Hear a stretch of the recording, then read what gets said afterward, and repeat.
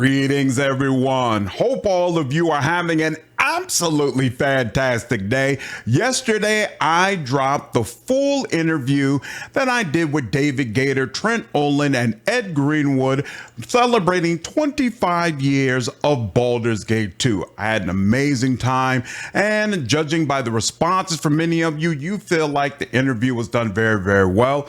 I'm happy to hear that. I definitely plan to do more content like that in the future. There are a couple of conversations from that interview that I kind of wanted to pluck out and talk about separately because I thought they were really, really interesting.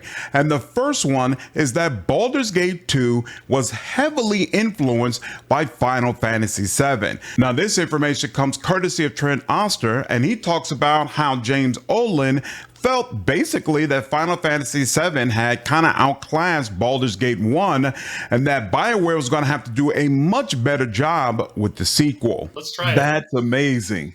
So I can give a bit of context there because I spent a lot of time hanging out and talking with James. So James had played Final Fantasy VII, and they had character interaction and romance, and he was scared shitless. He literally said, "Guys, these guys kicked our ass. Like this is how a game should be. We don't know what we're doing." Is that where it came from? Oh, that's where. That's fascinating. Yeah. Wow. Great Japanese designers over at Square. Absolutely. Well, and James was hard on everybody, but he was a humble guy. And if he thought something was better, he fought hard to get something better in the game. And with the setting as well, like Baldur's Gate is kind of linked to one map. Whereas in Baldur's Gate 2, it's kind of like it's like a roller coaster through some of the most great places in the realms. You're in like a Sahagan none of which are city. actually Baldur's Gate, though. Yeah, you're in Sahagan City, and you're in the Underdark, and you're just hitting all these high spots that you've always read about in books.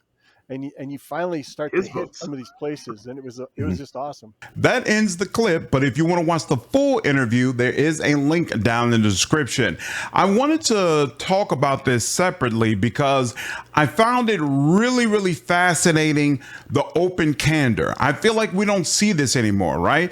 Like devs might congratulate a game or say, hey, we felt like the game did a good job, but you usually don't see devs openly state, hey, I feel like such and such a game was better than what I produced, and I'm going to have to figure out how to create a better product in order to match what's out there and available in the market. Usually what we see is if a dev feels like your game is better, they'll just ignore it, or if they feel like your game is worse, sometimes they'll put it down in order to prop themselves up. But very, very rarely do you see any level of vulnerability or acknowledgement that, hey, I'm going to have to step my game up if I'm going to continue to compete. And so I felt like this was a really, really fascinating observation by Olin to say that, Final Fantasy VII, what they're doing, most especially in terms of the romances,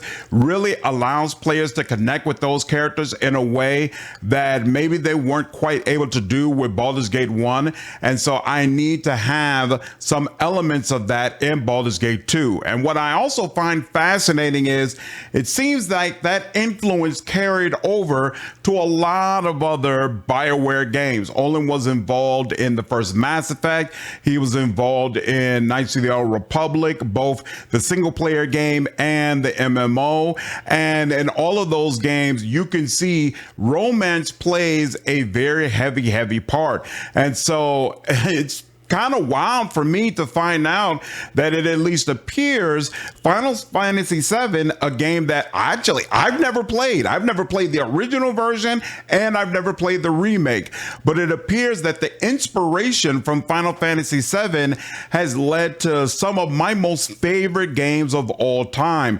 And certainly the games that I've played the most throughout my life. So just all the way around, I really enjoyed hearing about that. I felt like many of you would as well. I'm interested to hear your thoughts down in the comments below. There's a couple of other parts of the interview that I'm definitely going to go ahead and pick out so we can talk about them separately. I hope you all continue to enjoy that content. If you have ideas about other interviews or panels you feel like I should do, definitely let me know down in the comments below. I have a couple of games that I absolutely want to make sure are covered, and I think I want to stick with the CRPG genre. I really want to make sure I'm leaning into that and finding ways to deliver more stories about some of you all's favorite CRPG games. But we'll see what the future brings. I'm really excited about this. I love doing the panel, and again, I plan to do more of them in the future. Hope all of you enjoyed this video, and I'll see you in the next one. Take care.